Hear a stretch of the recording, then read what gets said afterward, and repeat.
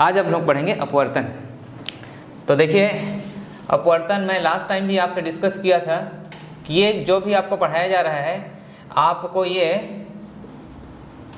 आगे चल के 12th क्लास में बहुत डिटेल में पढ़ना है, इसलिए आपका बेसिक स्ट्रांग होना बहुत ज़रूरी है।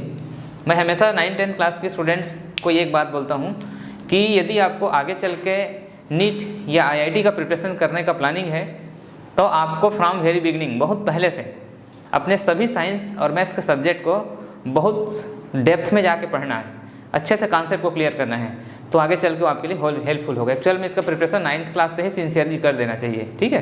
तो 10th में जो सिलेबस हम पढ़ रहे हैं 12th में आपको काम आएगा।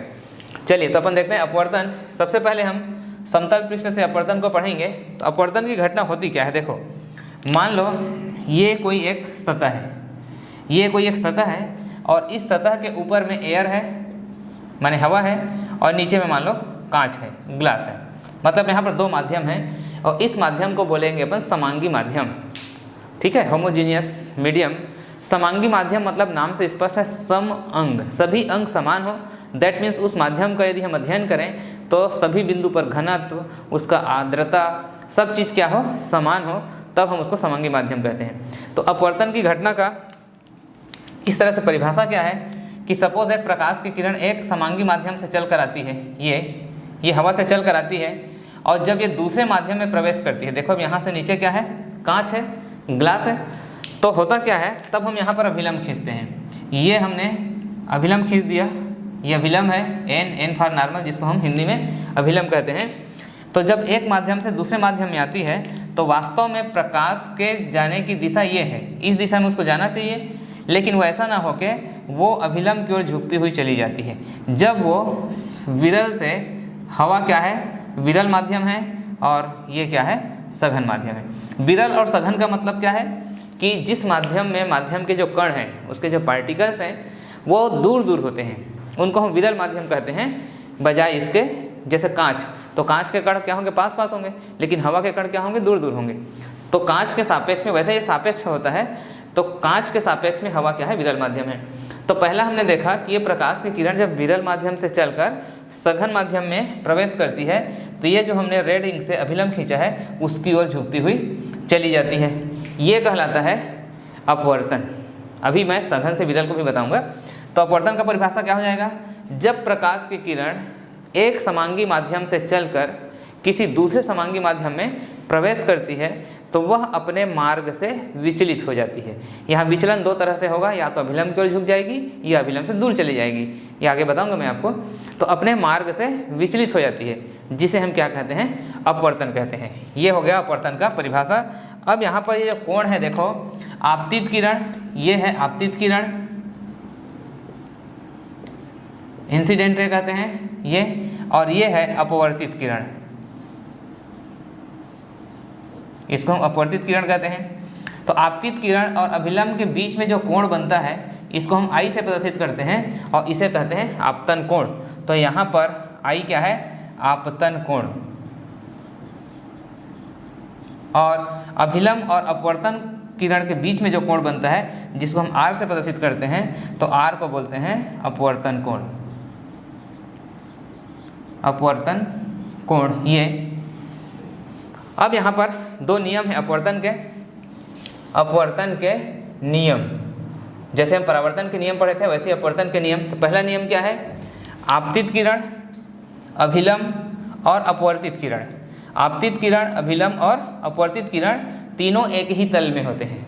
मतलब देखो तीनों की तीनों एक ही सतह पर है, ये अलग अलग सतह में नहीं हो सकते। ऐसा नहीं हो सकता कि आपतित किरण कहीं और हो, अभिलंब हमने किसी और पृष्ठ पर खींचा है और अपवर्तित किरण किसी और पृष्ठ पर हो, ऐसा संभव नहीं है। मतलब आपतित किरण, अभिलंब और अपवर्तित किरण तीनों क्या होते हैं, एक ही सतह में होते हैं। ये आप लिख लोगे, आपतित किरण, अभिलंब, तीन चीज़ है यहाँ पर, तथा अपवर्तित किरण। अपवर्तित किरण एक ही सतह पर होते हैं। क्लियर, एक ही सतह पर होते हैं। और दूसरा जो नियम है जिसको हम स्नेल का नियम कहते हैं, स्नेल नामक वैज्ञानिक ने बताया था, इसलिए हम इसको स्नेल के नियम से जानते हैं। तो स्नेल का नियम क्या कहता है, देखो ये आपतन कोण की ज्या माने साइन, ये हो गया साइन आई, और अपवर्तन कोण की ज्या मतलब साइन आर। आपतन कोण की ज्या, साइन को हिंदी में ज्या कहा जाता है, आपतन कोण की ज्या और अपवर्तन कोण की ज्या में एक निश्चित अनुपात होता है जिसे हम म्यू से प्रदर्शित करते हैं, और इसे कहते हैं म्यू, यहाँ पर क्या कहलाता है, अपवर्तनांक। म्यू कहलाता है अपवर्तनांक। क्लियर? ये इंग्लिश में बोलते हैं इसको रिफ्रैक्टिव इंडेक्स, रिफ्रैक्टिव इंडेक्स, और हम इसको प्रदर्शित करते हैं म्यू से।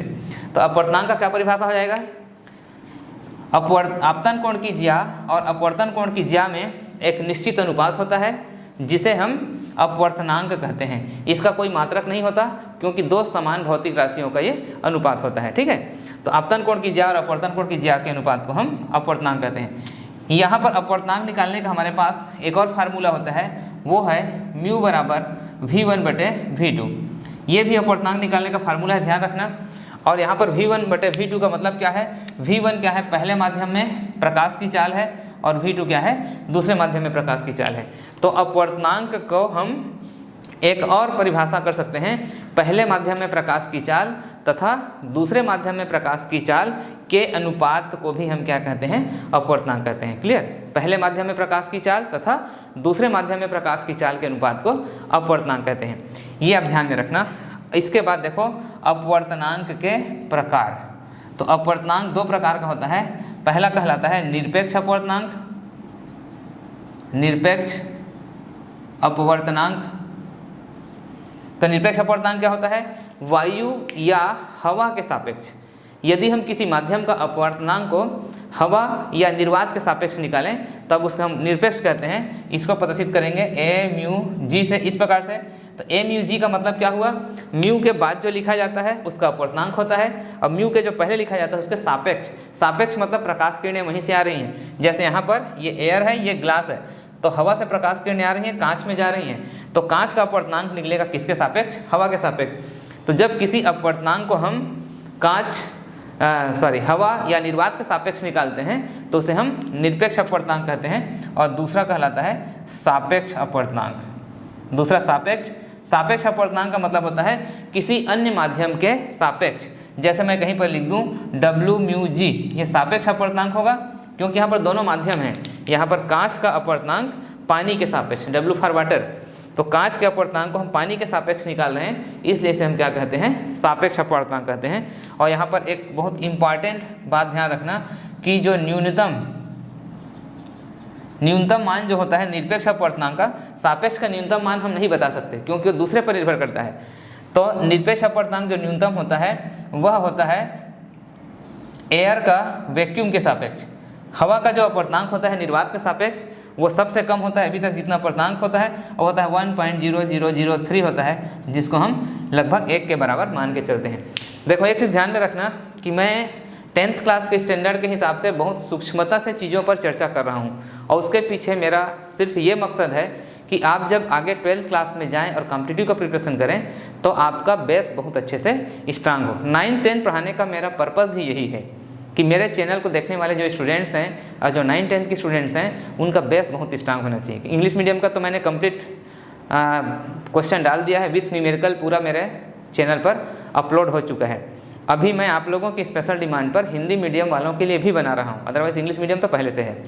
तो इनको इन छोटी छोटी बातों को ध्यान में रखना जो मैं आपको बताते जा रहा हूँ। ठीक है, तो ये हो गया अपवर्तन की परिभाषा और स्नेल का नियम। अपवर्तनांक का दो मैंने आपको सूत्र बताया, म्यू बराबर साइन आई बटे साइन आर, और दूसरा म्यू बराबर V1/V2, यह अपवर्तनांक के प्रकार।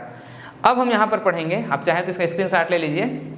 अब हम यहाँ पर पढ़ेंगे, अभी आप लोग स्क्रीनशॉट लेके इसके नोट्स बनाते रहिए क्योंकि PDF बनने में थोड़ा टाइम है। PDF तो इसका डालूंगा मैं, लेकिन थोड़ा सा टाइम लगेगा। क्लियर? अब हम पढ़ते हैं अपवर्तन का कारण। अपवर्तन का कारण मतलब यहाँ पर देखो, हमने देखा कि जब प्रकाश की किरण एक माध्यम से दूसरे माध्यम में जाती हैं, प्रवेश करती हैं, तो क्या होता है, वो अपने मार्ग से विचलित हो जाती हैं। ये हमने यहाँ पर पढ़ा। तो अपवर्तन का कारण हम यहीं पर देखेंगे। ये जो चित्र में बनाया हुआ हूँ, अपन पढ़ते हैं अपवर्तन का कारण। और पहला हम पढ़ लेते हैं, जब विरल से सघन में जा रहे हैं। यहाँ पर आपके दिमाग में एक छोटा सा क्वेश्चन आना चाहिए कि सर जब ये प्रकाश की किरण विरल माध्यम से सघन माध्यम में जाती हैं तो अपने मार्ग से हटती हैं, लेकिन हमको कैसे पता चलेगा कि इसको अभिलंब की ओर ही जाना चाहिए, अभिलंब से दूर भी तो हट सकती थी। तो यहाँ पर इस बात से आपको पता चल जाएगा कि किस तरह से प्रकाश की किरणें जब माध्यम बदलता है तो अपने मार्ग से विचलित हो जाती हैं। तो यहाँ पर देखो सीधा हम जानते हैं म्यू बराबर, अभी हमने पढ़ा है साइन आई बटे साइन आर, ये पढ़ा है। अब यदि हम म्यू बराबर एक और फार्मूला लिख लें V1 अपान V2, अभी हमने पढ़ा है म्यू के दो फार्मूला होते हैं, ठीक है। अब देयरफॉर चूँकि दोनों म्यू के बराबर हैं तो इसको हम लिख सकते हैं साइन आई बटे साइन आर बराबर V1 बटे V2। अब यहाँ पर आप चित्र में देखो कि V1 क्या है, वो हवा में प्रकाश की चाल है, हवा में, और V2 क्या है, कांच में प्रकाश की चाल है। और ये बात हमको पता है कि प्रकाश की चाल विरल माध्यम में अधिक होती है। उसका कारण क्या है, क्योंकि यदि वो विरल माध्यम में चले तो जो कण है उसको कम रोकेंगे। जैसे फॉर एग्जांपल मैं मान लो हवा में दौड़ूं और मुझे तालाब के अंदर पानी में दौड़ने बोला जाए तो नेचुरली मैं हवा में ज़्यादा तेज़ी से दौड़ पाऊँगा, क्योंकि हवा विरल माध्यम है। उसी प्रकार प्रकाश भी, जब प्रकाश की जो चाल है वो विरल माध्यम में अधिक होती है सघन की तुलना में। तो यहाँ पर ये जो है हवा में प्रकाश की चाल है, ये कांच में है। तो चूँकि यहाँ पर V1 बड़ा है किससे, V2 से, V1 V2 से बड़ा है दाहिने तरफ, तो बाएं तरफ भी क्या हो जाएगा, इसका जो अंश है, मतलब जो साइन आई है वह बड़ा हो जाएगा किससे, साइन आर से, इससे बड़ा हो जाएगा। इसलिए जब साइन आई से बड़ा है तो आई बड़ा हो जाएगा किससे, आर से बड़ा हो जाएगा, आई आर से बड़ा हो जाएगा। इसका मतलब क्या हुआ, ये आई का मान अधिक रहेगा और आर का मान छोटा रहेगा, इसलिए ये क्या होता है, अभिलंब की ओर चली जाती है, क्योंकि अभिलंब से दूर जाती तो आर का मान अधिक हो जाता है। यही कारण है कि जब प्रकाश की किरण विरल माध्यम से सघन माध्यम में प्रवेश करती है तो आपतन कोण का मान अधिक होता है, और जिसके कारण क्या होती है, वो अभिलंब की ओर चली जाती है। अब दूसरा देखें अपन, सेकंड, सघन से विरल। मान लो हम यहाँ पर लेते हैं सघन से विरल। इसके लिए मैं अलग से आपको चित्र बना देता हूँ, यहाँ पर एक छोटा सा डायग्राम बना दूँ ताकि बात एकदम से क्लियर हो जाए आपको। ये अब मान लो ऊपर में ग्लास है, ये ऊपर में कांच है और नीचे में हवा है, इस तरह से है। अब यहाँ पर यदि हम प्रकाश की किरणों को आपतित करें ये, तो यहाँ पर हम एक अभिलंब खींचेंगे, ये अभिलंब हो गया। अब यहाँ पर प्रकाश की किरण क्या होती है, अभिलंब से दूर चली जाती है, ये हम जानते हैं। यहाँ पर ये आई है, ये आर है, ये यहाँ पर सघन माध्यम है ऊपर, और नीचे क्या है, ये विरल माध्यम है। अब यहाँ पर यदि हम देखें तो वही फार्मूला अपन लगाएं, म्यू बराबर हो जाएगा साइन आई बटे साइन आर, और म्यू बराबर V1 बटे V2, इसलिए यहाँ से साइन आई बटे साइन आर बराबर V1 बटे V2, ऐसा हो जाएगा। अब यहाँ पर आप देखो कि यहाँ पर वेग V1 है, यहाँ पर वेग V2 है, प्रकाश की चाल। तो प्रकाश की चाल अब सघन माध्यम में V1 है तो V1 कम हो जाएगा, क्योंकि सघन माध्यम में प्रकाश की चाल कम होती है। तो चूंकि V1 छोटा हो जाएगा V2 से, इधर से, तो इधर भी क्या हो जाएगा, साइन आई ये छोटा हो जाएगा किससे, साइन आर से, देयरफॉर आई छोटा हो जाएगा आर से। तो यहाँ से क्या पता चलता है कि आई के मान को कम होना पड़ेगा और आर के मान को अधिक, ये तभी संभव है कि जब अभिलंब से दूर हट जाए। तो ये है अपवर्तन का कारण, कि ये बात बहुत अच्छे से, यही कॉन्सेप्ट है फिजिक्स में। इन चीज़ों को जब तक आप नहीं समझेंगे तब तक फिजिक्स फिर आपका रट्टा मारने का सब्जेक्ट हो जाएगा, जबकि फिजिक्स बिल्कुल ऐसा नहीं है। फिजिक्स को छोटे क्लास से ही समझ पैदा करना चाहिए। मेरे हिसाब से यदि फिजिक्स की समझ पैदा हो जाए, फिजिक्स को हम यदि समझने लगे, तो फिजिक्स कहीं भी डिफ़िकल्ट नहीं है। 11-12 क्लास में पहुंचने के बाद जो बच्चे फिजिक्स को डिफ़िकल्ट समझते हैं, उनके पीछे सीधा एक ही कारण होता है कि उन्होंने 9th-10th क्लास में उन चीज़ों को वैसा नहीं पढ़ा जैसा उनको पढ़ना था। ज़्यादातर बच्चे याद करने लगते हैं, रटने लगते हैं, जिसके कारण हैबिट ख़राब हो जाता है। और 11वीं-12वीं क्लास में जाने के बाद जब सिलेबस बहुत बड़ा होता है, तो वहाँ पर स्टूडेंट फिर उसको समझने के बाद याद करना, क्योंकि उसका आदत हो गया है, और वहाँ पर उसको याद करना संभव नहीं हो पाता। इसलिए मेरा पर्पज़ ही यही बार बार बोल रहा हूँ आपको कि 10th से ही, 9th से ही आप फिजिक्स को समझो। तो ये मैंने आपको कारण एक्सप्लेन किया कि विरल से सघन में जाने के बाद क्या होता है और सघन से विरल में जाने के बाद क्या होता है। ठीक है, ये कहलाता है अपवर्तन, अपवर्तन का कारण। ये आपको स्क्रीनशॉट लेना है, ले लीजिए। चलिए अब हम देखते हैं उत्क्रमणीयता का सिद्धांत। उत्क्रमणीयता, छोटे छोटे सिद्धांत मैं आज आपको बता रहा हूँ जो अपवर्तन के, और ये बहुत इंपॉर्टेंट चैप्टर है। 10th का सिलेबस बहुत कम है आपका साइंस का, लेकिन है वो बहुत बेसिक है और उसको आपको अच्छे से समझना चाहिए। प्रकाश के बाद अपन विद्युत पढ़ेंगे, कंटिन्यूअस में डालूंगा वीडियो इसके। प्रकाश की उत्क्रमणीयता का सिद्धांत, उत्क्रमणीयता का सिद्धांत, रिवर्सिबिलिटी बोलते हैं इसको, इंग्लिश में बोलते हैं प्रिंसिपल्स ऑफ रिवर्सिबिलिटी।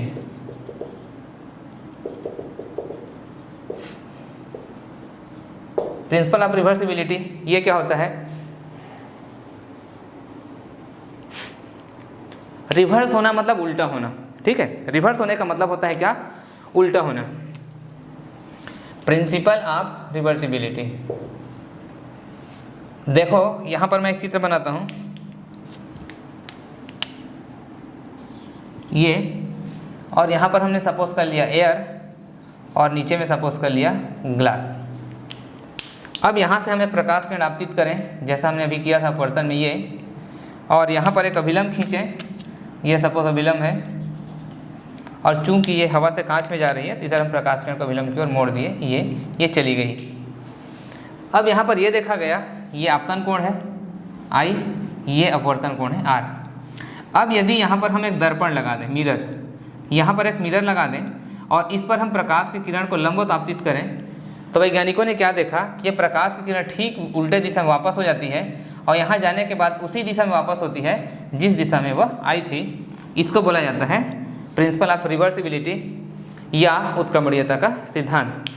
तो उत्क्रमणीयता का सिद्धांत का मतलब क्या होगा? यदि प्रकाश के मार्ग को विपरीत कर दिया जाए तो वह उसी मार्ग का अनुसरण करती है जिस मार्ग से वह आई थी, दूसरे मार्ग में नहीं जाती। ये उसके उत्क्रमणीयता का सिद्धांत कहलाता है।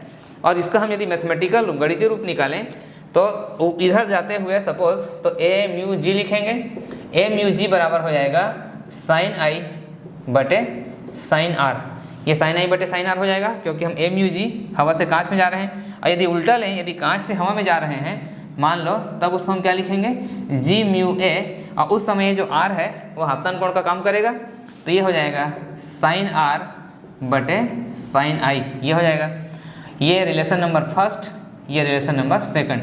अब दोनों का हम गुणा कर देते हैं, फर्स्ट मल्टीप्लाई सेकंड, तो दोनों का गुणा करेंगे तो ए mu G into G mu ए इक्वल, इसको हम क्या लिखेंगे इस साइड को? साइन आई बटे साइन आर इंटू ये लिखाएगा साइन आर बटे साइन आई।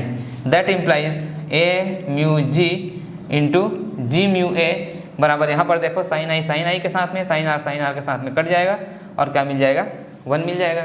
अब यदि हम इसको इधर ट्रांसफ़र कर दें तो उधर ट्रांसफ़र करेंगे तो हमको क्या मिल जाएगा? ए म्यू जी बराबर 1 बटे जी म्यू ए। इस प्रकार से यह उत्क्रमणीयता के सिद्धांत का फार्मूला है। तो इस फार्मूला को आप अच्छे से तैयार करना कि ए म्यू जी बराबर 1 बटे जी म्यू ए होता है। ये आगे चल के बहुत काम आएगा न्यूमेरिकल्स बनाने में और फार्मूला में काम आएगा, ठीक है। तो ये कहलाता है उत्क्रमणीयता का सिद्धांत। नाउ नेक्स्ट टॉपिक है विभिन्न माध्यमों में अपवर्तन। मतलब प्रकाश की किरणें जब बहुत से माध्यम से पार होकर निकलती हैं, 2, 4, 5, 10, 20 हजारों माध्यम से भी पार होकर निकले, तो किस प्रकार का उसका व्यवहार होता है ये हम पढ़ते हैं। तो विभिन्न माध्यमों में प्रकाश की चाल, ये हमारा नेक्स्ट टॉपिक है।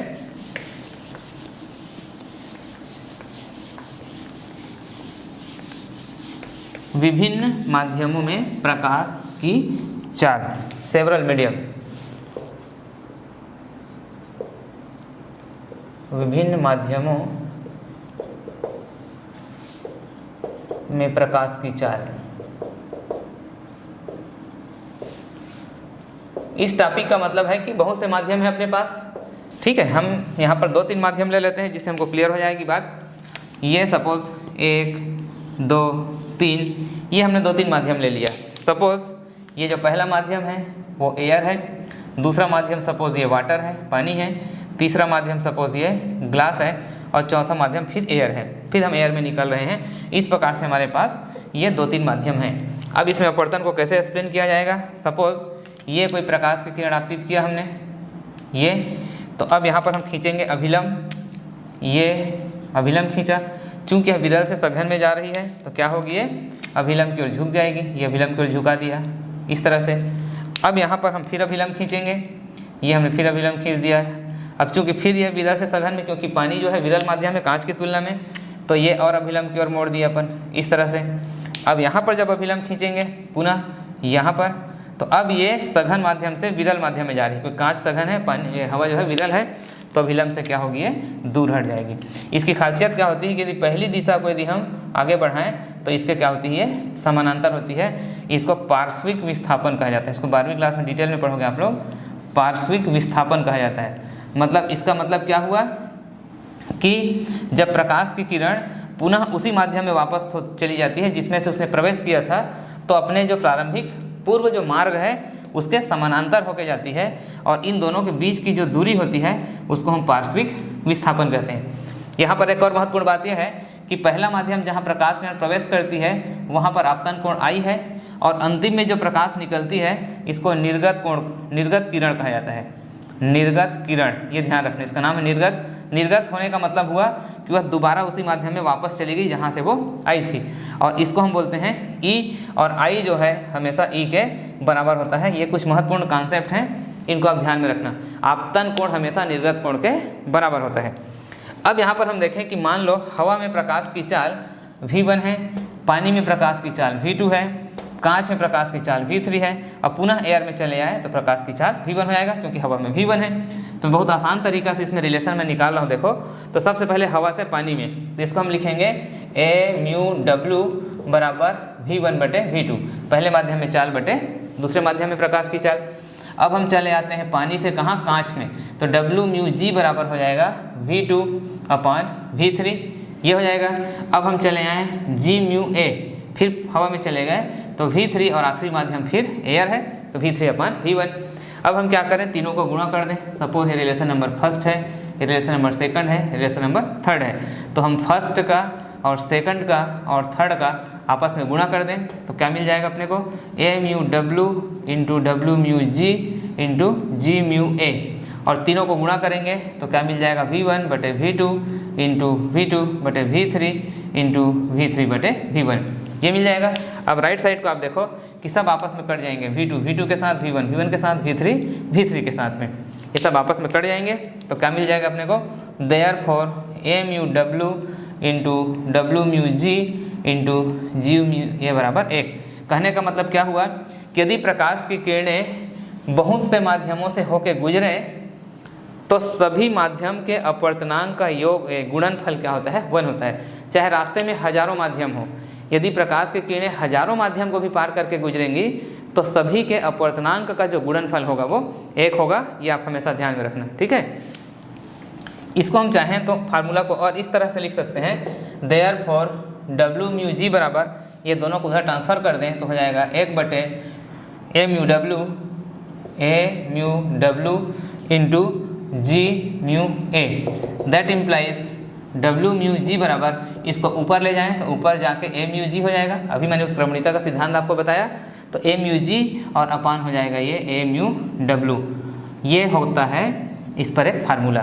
तो ये पूरे टॉपिक मैं आपको डिटेल में बता रहा हूँ, इसको आप अभी से अच्छा तैयार करेंगे तो 12th क्लास आपको बहुत ईजी लगेगा, क्योंकि सब चीज़ आपको दोबारा और डीपली पढ़ना है, क्लियर। क्योंकि 10th का क्लास जब मैं लेता हूँ और इन चीज़ों पर इंक्वायरी करता हूँ तो बहुत स्टूडेंट सीधा स्ट्रेट फॉरवर्ड बोलते हैं कि सर हम 10th में ठीक से नहीं पढ़े थे। तो आप लोग के साथ ऐसा ना हो, आप लोग को लगे कि सब पढ़े हुए हैं और उस समय फिर बहुत फास्ट रिकवरी होगी, ठीक है। तो ये कहलाता है विभिन्न माध्यमों में प्रकाश की चाल। अब यहाँ पर हम देखते हैं कुछ छोटे छोटे टॉपिक, जिसमें सबसे महत्वपूर्ण टॉपिक है आभासी और वास्तविक गहराई। आभासी गहराई और वास्तविक गहराई, इनके हम फार्मूला डिराइव तो नहीं करेंगे, लेकिन इसके कॉन्सेप्ट, छोटे छोटे कॉन्सेप्ट को अपन समझेंगे ताकि हमको पहले से पता हो कि ये होता क्या है। आभासी तथा वास्तविक गहराई, ये आपने कुछ प्रैक्टिकल एग्जांपल आपको बता रहा हूँ जिससे आप समझ जाएंगे कि क्या होता है। आपने अनुभव किया होगा कि किसी साफ सुथरे जल में, मान लो हमारे पास कोई किसी पात्र में कांच का कोई बर्तन है, उसमें हम एक सिक्का डुबा दें अंदर, और सिक्के को हम ऐसा थोड़ा सा साइड से देखें तो ऐसा लगता है कि वो सिक्का क्या है, अपने तली से थोड़ा ऊपर उठा हुआ है। या किसी कांच के छड़ को या किसी भी लकड़ी को पानी में डुबा दें तो जहाँ से डुबाते हैं वहाँ से वो तिरछी हो गई, इस प्रकार से लगता है ना। ऐसा मैं थोड़ा चित्र से आपको बता दूँ तो ये मान लो यहाँ तक पानी भरा हुआ, ये राड को मैं यहाँ अंदर में डुबा दूँ तो राड फिर यहाँ से ऐसा लगता है कि राड क्या है, थोड़ी इधर मुड़ गई, जहाँ डूबता है वहाँ से तिरछी हो गई, ऐसा लगता है। तो ये सब आभासी और वास्तविक गहराई के कारण होता है। और ऐसा किस लिए हो पाता है ये हम यहाँ पर देखते हैं, चित्र के माध्यम से इसको समझते हैं। देखो ये मान लो हमारे पास कोई एक पात्र है, एक कंटेनर है और इसमें हमने ये यहाँ तक सपोज पानी भरा हुआ है। अब इसमें होता क्या है कि मान लो यहाँ पर हमने एक सिक्का रखा हुआ है ये। अब इस सिक्के से चलने वाली एक सीधी प्रकाश की किरण इस तरह निकल जाती है, जो लंबवत आपतित होती है वो प्रकाश की किरण सीधी निकल जाती है, उसमें अपवर्तन नहीं होता क्योंकि I 0 होता है तो R भी 0 हो जाता है, ठीक है।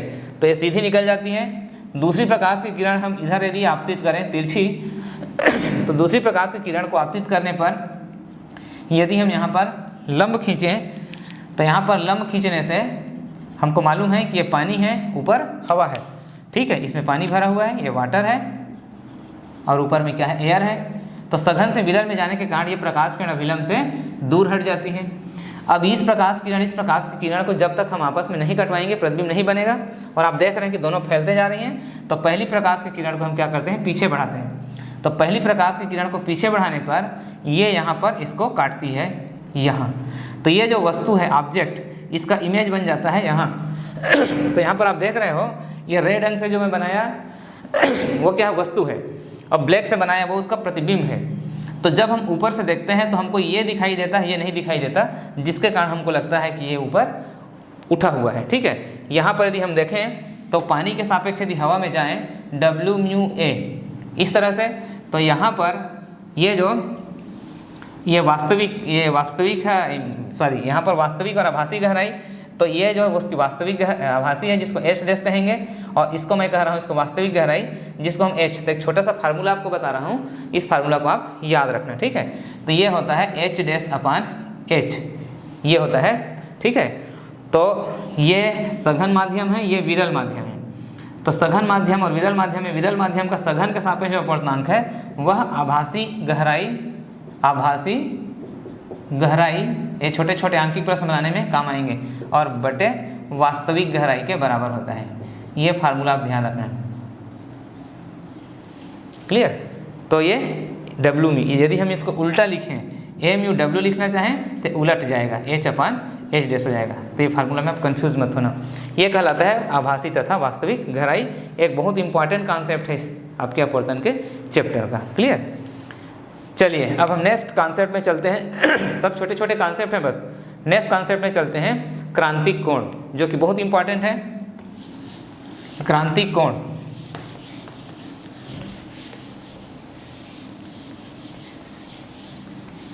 क्रांतिक कोण ये क्या होता है, देखो क्रिटिकल एंगल इंग्लिश में बोला जाता है, क्रिटिकल एंगल।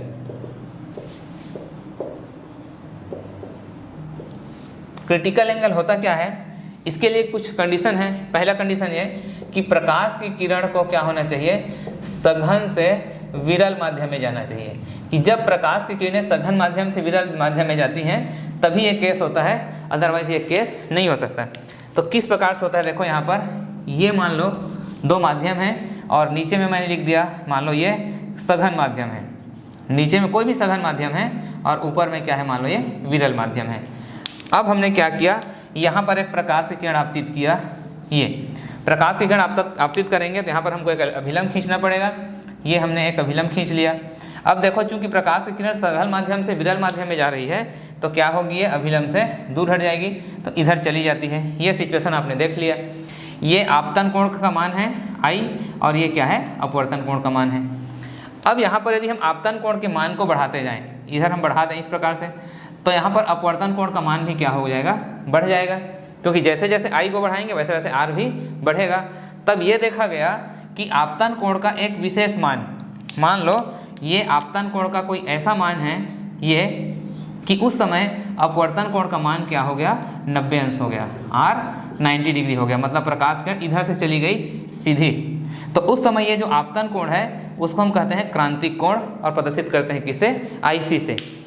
तो क्रांतिक कोण का परिभाषा क्या हो जाएगा, ध्यान से सुना एक बार आप। जब प्रकाश की किरण सघन माध्यम से विरल माध्यम में जाती हैं तो अभिलंब से दूर हट जाती हैं। अब यदि आपतन कोण के मान को बढ़ाया जाए तो आपतन कोण के एक विशेष मान के लिए, आपतन कोण के एक विशेष मान के लिए जब अपवर्तन कोण का मान 90 अंश होता है तब उस आपतन कोण को हम क्रांतिक कोण कहते हैं। ये क्रांतिक कोण, IC फॉर क्रिटिकल, ठीक है, तो क्रांतिक कोण कहलाता है, ये ध्यान में रखना। और इसी के आधार पर एक न्यू कॉन्सेप्ट आता है जिसे हम कहते हैं पूर्ण आंतरिक परावर्तन। पूर्ण आंतरिक परावर्तन, total internal reflection, total internal reflection, पूर्ण आंतरिक परावर्तन। ये इसके आगे की घटना है, देखो किस तरह से आगे की घटना है। ये सघन माध्यम है, नीचे ऊपर विरल माध्यम है। यहाँ पर हमने एक प्रकाश की किरण आपतित किया इस तरह से, और यहाँ पर हमने एक अभिलंब खींचा, ये अभिलंब खींच दिया। अब ये क्या हो रहा है, सघन से विरल में जाने के कारण अभिलंब से दूर हटते हुए चली जाती है, ये भी आपने देखा है। ये अब क्या किया गया, इस चित्र को ध्यान समझना। जब हमने आपतन कोण के मान को क्रांतिक कोण के बराबर रखा तो R का मान 90 अंश हो गया, मतलब ये जो डिवाइडिंग सरफेस है वहाँ से होकर चली गई। अब हम यदि यहाँ पर आपतन कोण का जो मान है, ये आपतन कोण का मान है, ये I, इसको हम क्रांतिक कोण से भी ज़्यादा कर दिया। क्रांतिक कोण तक तो R का मान 90 अंश था, अब हमने क्या किया, आपतन कोण के मान को क्रांतिक कोण से भी ज़्यादा कर दिया। तो क्रांतिक कोण से ज़्यादा करने से प्रकाश की किरणों का जो ये है अपवर्तन कोण वो 90 अंश से ज़्यादा हो जाएगा, और 90 अंश से ज़्यादा होता है तो उसी माध्यम में क्या होती है, वो वापस लौट जाती है। इसे हम कहते हैं पूर्ण आंतरिक परावर्तन। मतलब पूर्ण आंतरिक परावर्तन का कॉन्सेप्ट क्या हुआ, जब प्रकाश की किरण सघन माध्यम से विरल माध्यम में जाती हैं तो अभिलंब से दूर हटती हैं। अब यदि आपतन कोण के मान को क्रांतिक कोण से अधिक कर दिया जाए तो अपवर्तन कोण का मान 90 अंश से अधिक हो जाता है। ये ग्रेटर देन हो गया क्या, 90 डिग्री। R का मान बड़ा हो गया 90 अंश से, तब प्रकाश किरणें पुनः उसी माध्यम में लौट जाती हैं जिस माध्यम से वो आती हैं। इसे हम कहते हैं पूर्ण आंतरिक परावर्तन। मतलब यहाँ पर प्रकाश की किरणों में अपवर्तन नहीं होता, उसी माध्यम में वो लौट जाती हैं। इसके बहुत से एग्जाम्पल हैं जिसको आप एक बार अपने बुक से रीडिंग कर लें। जैसे हीरे का चमकना, हीरे का जो क्रांतिक कोण होता है वो नियर अबाउट 24 डिग्री होता है और उसका अपवर्तनांक 2.4 होता है, जिसके कारण हीरे में जब प्रकाश की किरणें अंदर प्रवेश करती हैं तो अंदर में बार बार हजारों अनंत बार पूर्ण आंतरिक परावर्तन होता है, जिसके कारण वो चमकता हुआ दिखाई देता है।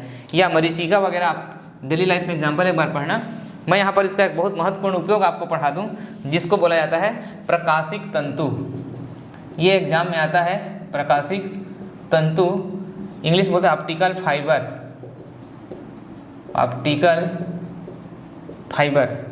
ये प्रकाशिक तंतु क्या होता है, हम जनरली जानते हैं कि प्रकाश की किरणें सीधी रेखा में गमन करती हैं, प्रकाश को टेढ़ी मेढ़ी रास्ते से ले जाना पॉसिबल नहीं है। लेकिन वैज्ञानिकों ने एक ऐसा सिस्टम बनाया जिसकी सहायता से हम प्रकाश की किरणों को टेढ़ी मेढ़े रास्ते से भी ले जा सकते हैं, वही कहलाता है ऑप्टिकल फाइबर। और ये एक लचीला पाइप होता है इस तरह से। ये सपोज मैंने एक लचीला पाइप बनाया और ये दोहरी दीवार का होता है, इसमें डबल लेयर होता है, एक लेयर नीचे, और ये ब्लैक इंक से बना रहा हूँ इसका मैं दूसरा लेयर।